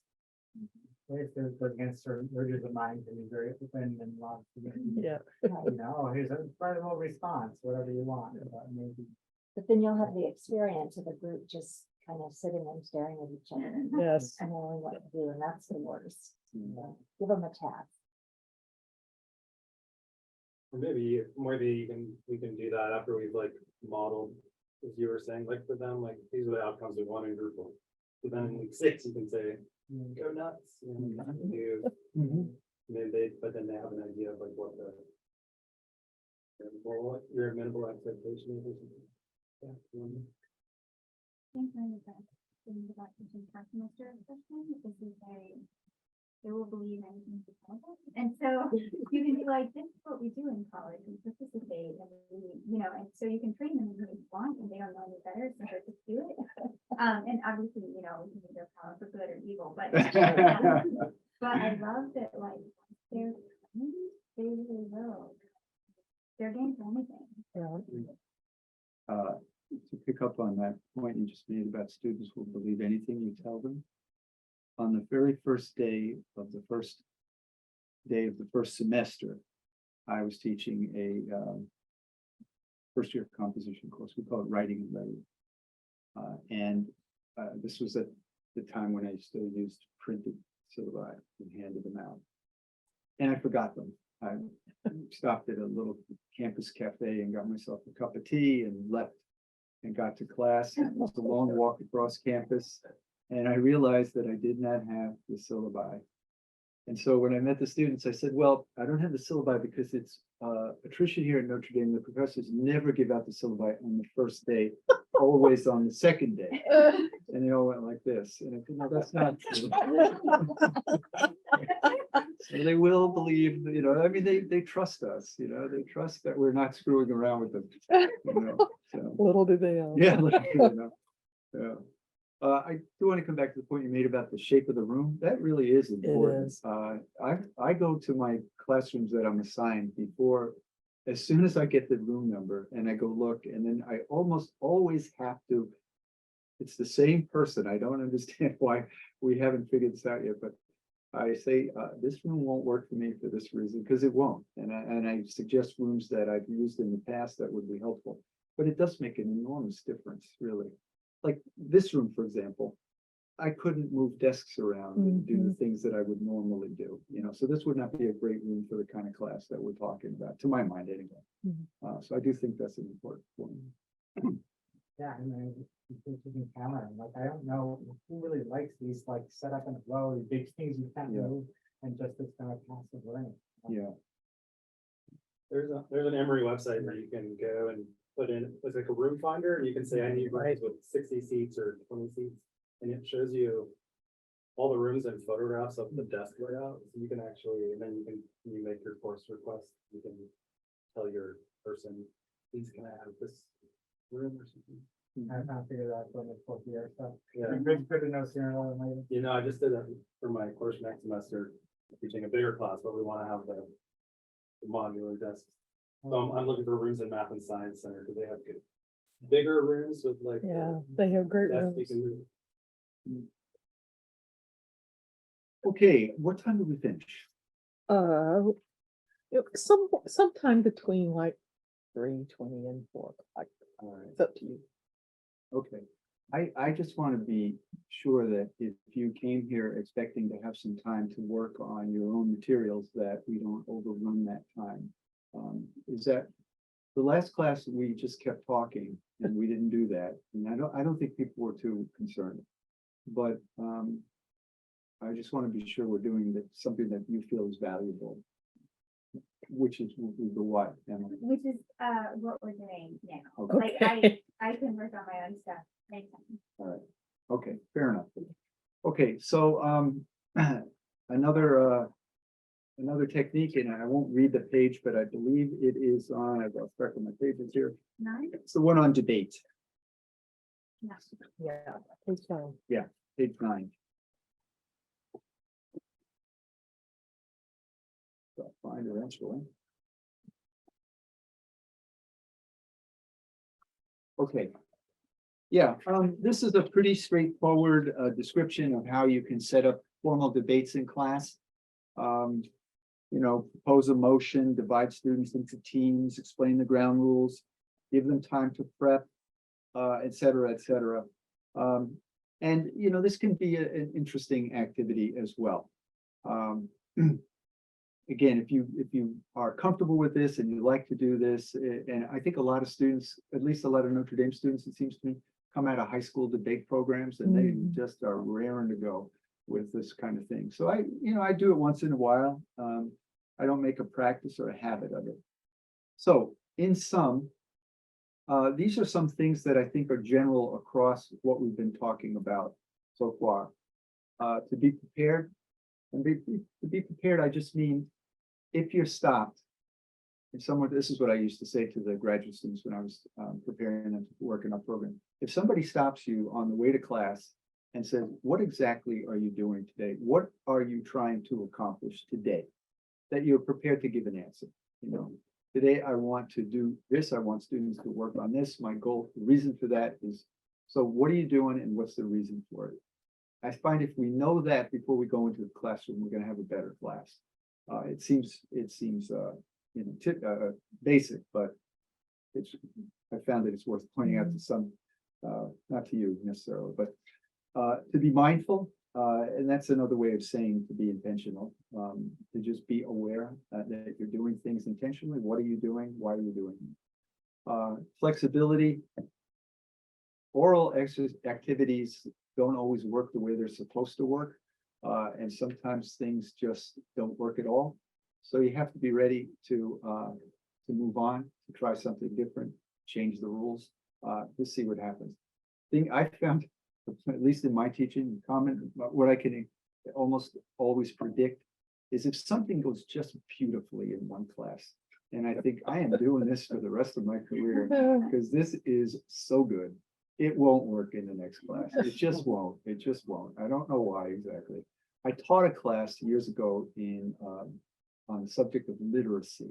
We looked at writing as a spiritual activity, writing as a political activity, writing as an educational activity, and so forth. And that class would just hop from the minute, from the moment I opened the door, people would they just wanted to talk. I don't know if you know that Notre Dame has a football school, a football team, okay? And the team has a mascot, the leprechaun, okay? There are actually like 2 or 3 of them, but I had the leprechaun in my class. And I swear, I think that's what made it such a crazy class, because he was always on, always on, always on. And anyway, I just thought this is so much fun. I taught the very same class the very next semester, and I would sit there with no one speaking. And I would just think to myself, I'm never going to teach this class again. This is agony. No one ever said anything. Now I tried group work, I tried pairing, I did all the things we're talking about here. None of it really worked. The one thing that did work was Canvas responses. They were so smart. And yet these students just would not engage with one another or with me particularly. And I couldn't understand it. I didn't understand it. When the class ended, I still hadn't really understood it. But I'll tell you the last part of this. Those were the best teaching evaluations I had gotten to that point in my career. I love this class. We considered such deep questions. I was like, are you kidding me? You know, you got a lot of nerves, but anyway, so be flexible.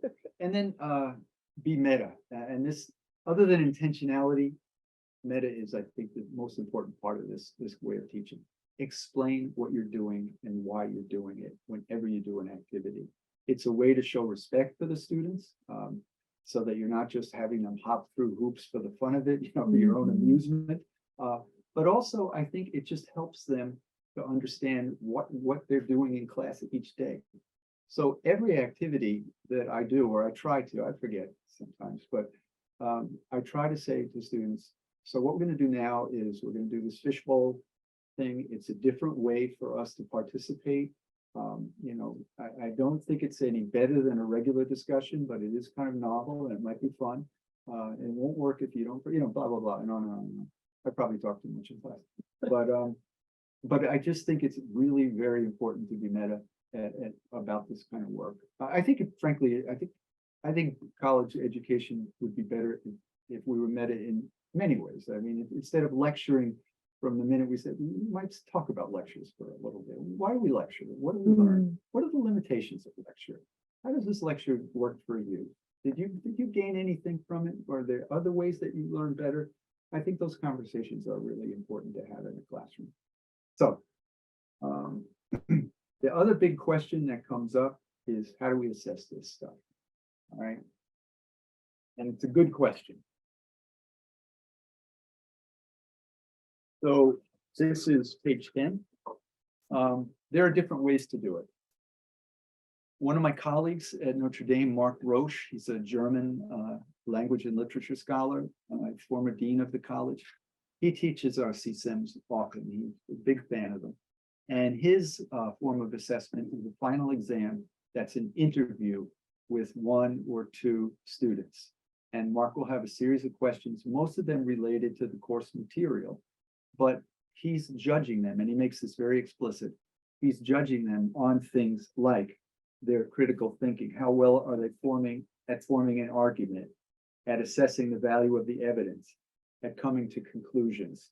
How well can they summarize? How well can they interpret, and so forth and so on.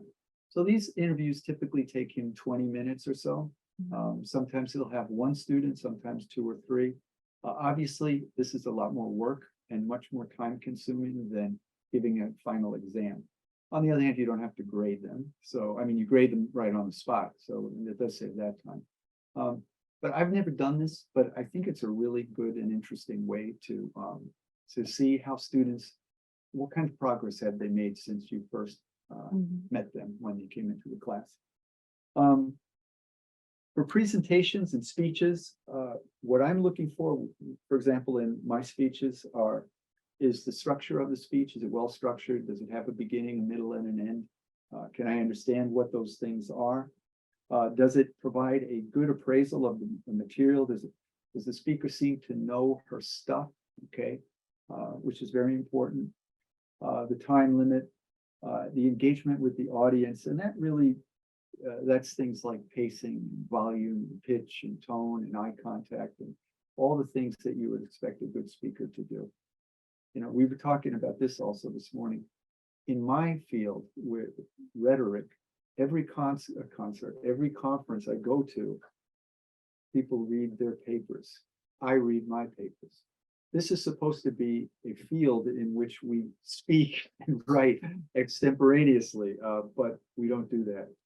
And it's very boring, really. I will say, having been to different conferences, that rhetoricians do know how to read a speech better. Like they know to look up, they've practiced it a little bit more. Maybe, yes, perhaps, yeah. But I mean, I think to myself, how on earth can I be up here reading paper? But for me, I want to get the language right. So that's why you do it, I guess. But in any case, so those are some of the things that we can do.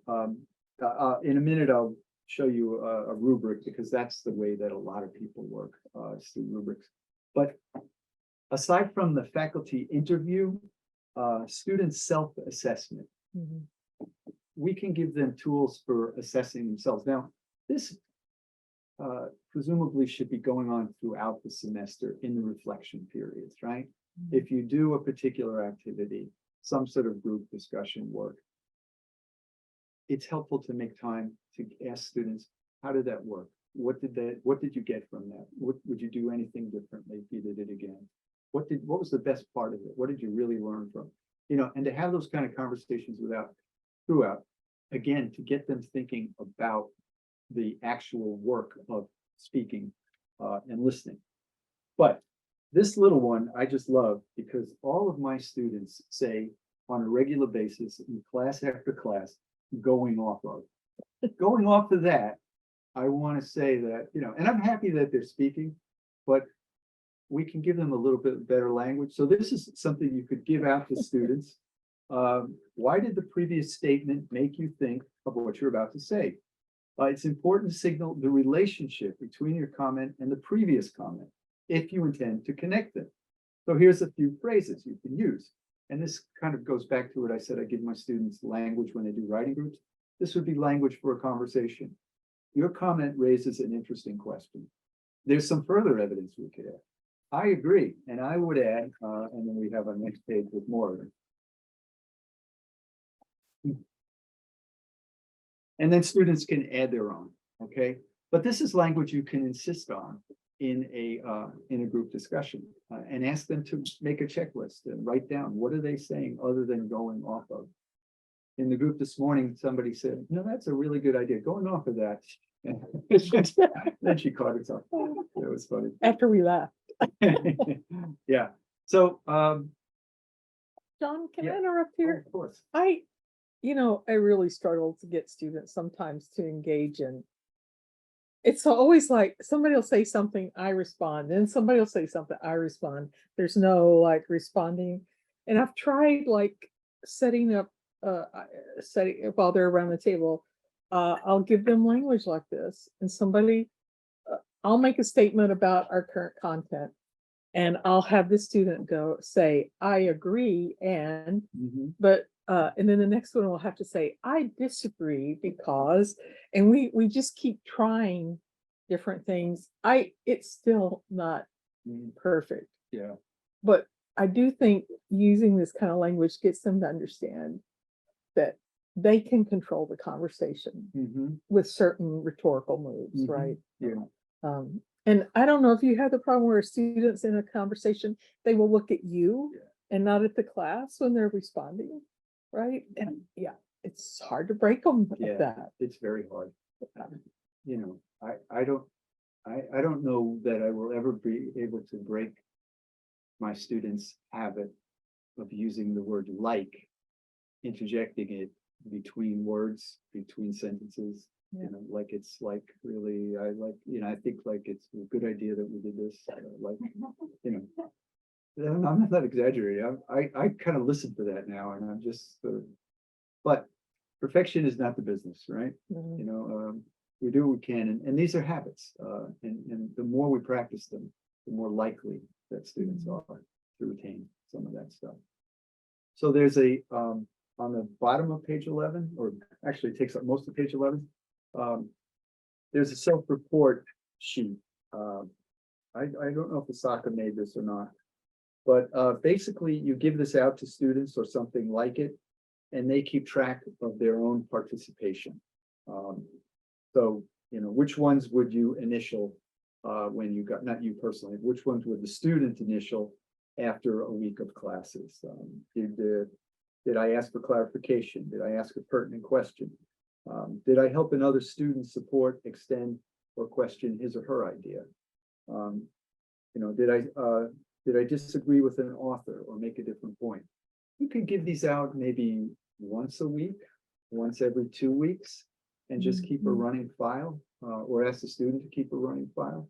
Maybe you collect them at the end of the semester, but I personally would advise against using them as a grading thing, because then you're going to give students incentive to exaggerate what they do.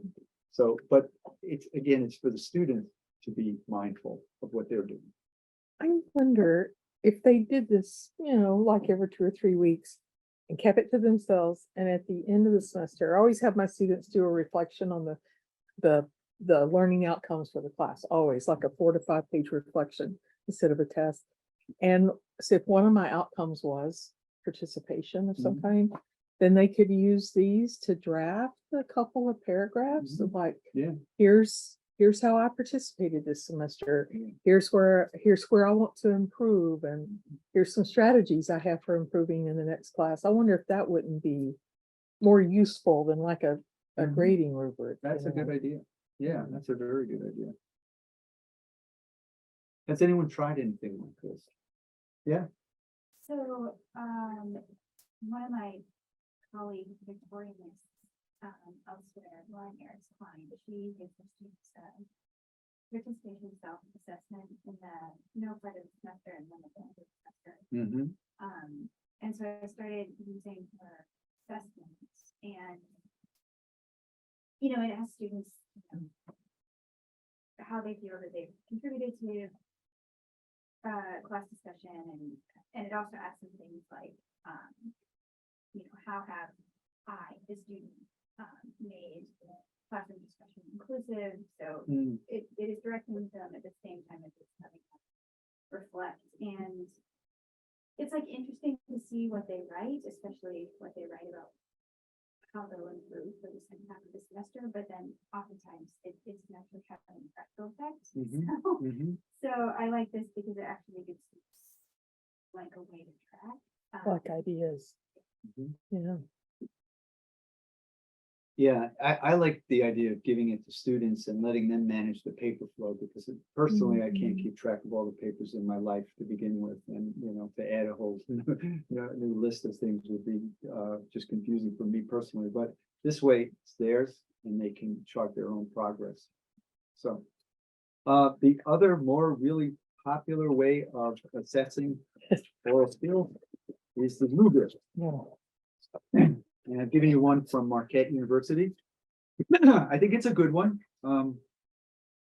The advantage to rubrics, as I see it, is that they tell you what you're looking for, or they give you an idea of what you're looking for. They give you language for that. And you can see that here. On the topic knowledge, the student does not have the grasp, partial grasp, clear grasp, et cetera, et cetera.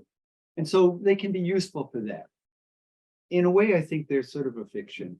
I think the idea is that this is so systematic that we're doing objective grading, and we're not. We're making subjective judgments, period. And so, the whole, and again, I'm speaking for myself and no one else, but the whole idea of putting points in a syllabus strikes me as the same thing. You get 20 points for this, but different profs have different ways of doing it, and I'm not criticizing, but the strength of a rubric is, does it help you to see what you should be looking for? That's, I think, it can be useful for that. Although you have to have the right rubric, because some of them may take you in places that you don't necessarily need or want to go. On the other hand, I think we just have to accept the fact, at least I believe you and the student have to accept the fact that you're each making judgments about the quality of the work. And that's kind of what you're paid to do. I mean, that's what I tell my students. That's what I'm paid to do. I'm paid to make a judgment on the quality of this work. And I'll be as scrupulous as I can. I'll be as clear as I can. I'll tell you how you can improve it. Every written assignment I give out is provisional. That is to say, there's a provisional grade. I give students a grade. This is the grade you'll get if you don't revise this paper. If you do revise it, these are the things that I would want you to look at. And so we have that understanding. But in any case, I'm digressing all over the place. So that's a popular way to grade oral thought. And then Can I add yeah, something go here? ahead.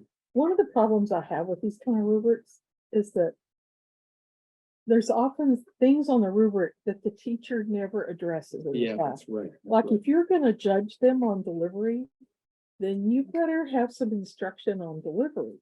Like, do you work with the students on gestures and body movements and, Right.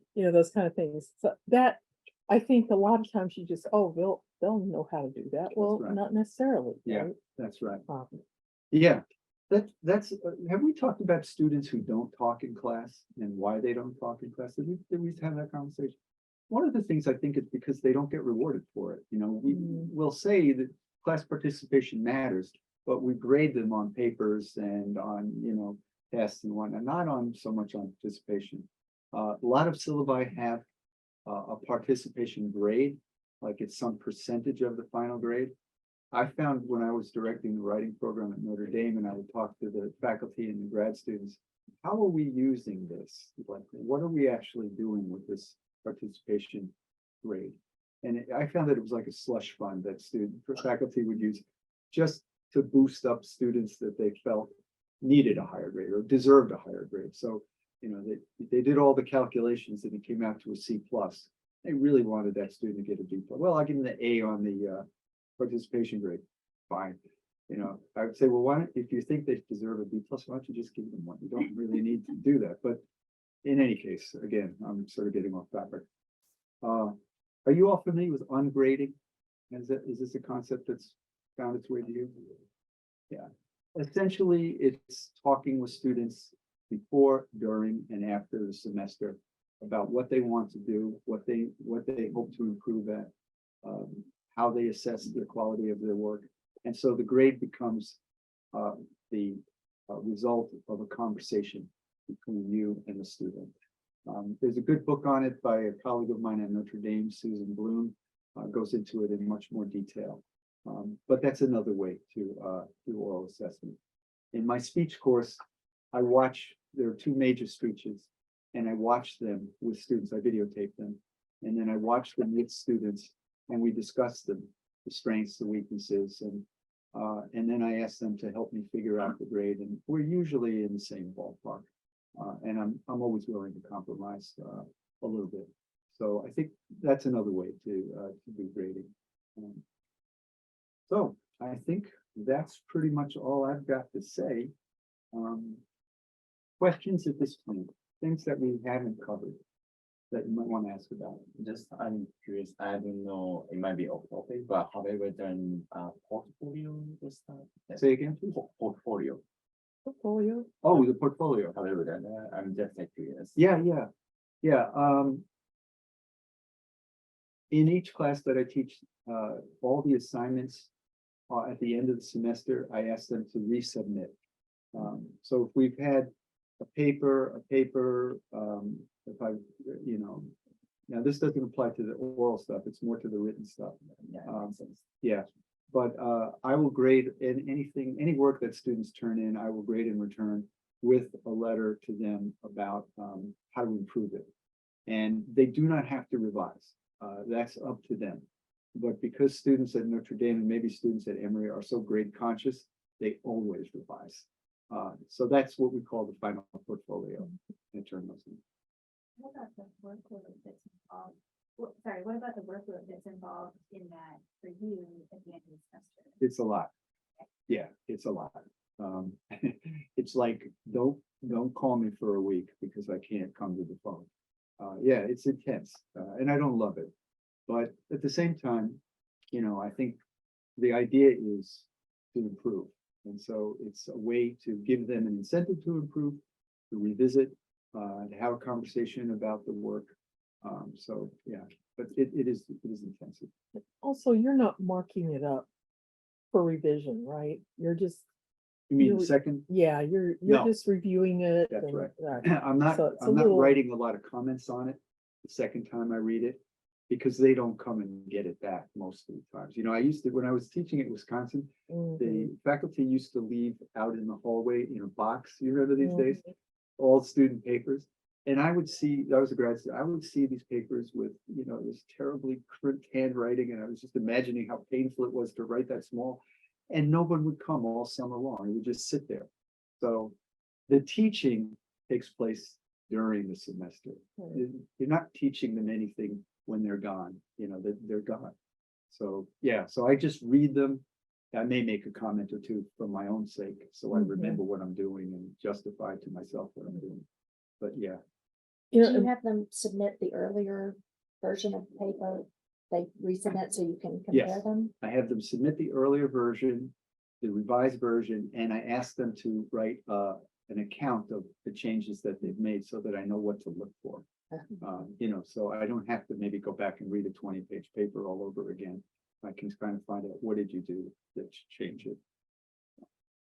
Yeah, and thinking about how in a portfolio could include oral discourse in some Mhm. ways, I mean, so for our rhetoric, writing, information design minor, the students over the course of their 2 years in our program have to put together a digital portfolio Hmm, that is designed for use after they graduate, for grad school, for job applications. And it's supposed to be multimodal. It's supposed to include design work they've done, Yeah. speech drafts with reflection on those drafts, those kinds of things. So if you wanted to, like within the space of a course, have them create a digital the repository of things they were making, they could put in there and then write reflections on it. That would be really Yeah. nice, and that would be a really good chance to think about ungrading. Maybe that isn't graded, it's more like a completion. mhm, Completion of this with all the components in a decent form mhm. is your capstone for the course.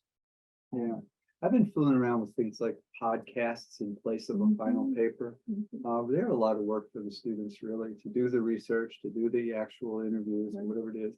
But I'm finding it's an alternative papers, and maybe with ChatGPT, we're gonna all wind up looking for more alternatives to the traditional academic paper. I don't know. But the last thing I want to say about intentionality is before, once I know who's enrolled in the class, I write the students a letter and I tell them what to expect for the class. So in my great speeches class, the letter explains that we're going to be doing a lot of speaking. You're going to be expected to get up and speak in public. And you know, you want to be ready for this. And with my 16-19 class, it's more along the lines of, these are difficult conversations. Often race is a hard thing to talk about. You know, do you feel that this is a point in your life where you're ready to do this? The idea being, though, that I want students to understand before we begin, these are things that I'm going to expect from you and that you're going to be doing, so that they come into class aware of what we're doing. The other thing I do is I ask the students at the end of the semester to write a letter, not 16 or 18 different letters, but to write a paragraph or so with some advice to the incoming students. And then I have a student, I collect, those are collected anonymously. One student takes the responsibility for receiving all the emails, and that student creates a single document, which is sent to me, and then I send it on to the students in the next class. And again, it's like, what should you know about this class before you show up? And a lot of it is, you know, be prepared to talk. Don't be afraid to participate in discussions, you know. Be open-minded about some of these are controversies you'll examine. And I find that's a useful way to get students, especially for the oral stuff, to let them know ahead of time. These are things we're going to do, and here's how other people, your predecessors, have fared and what they think is valuable and important.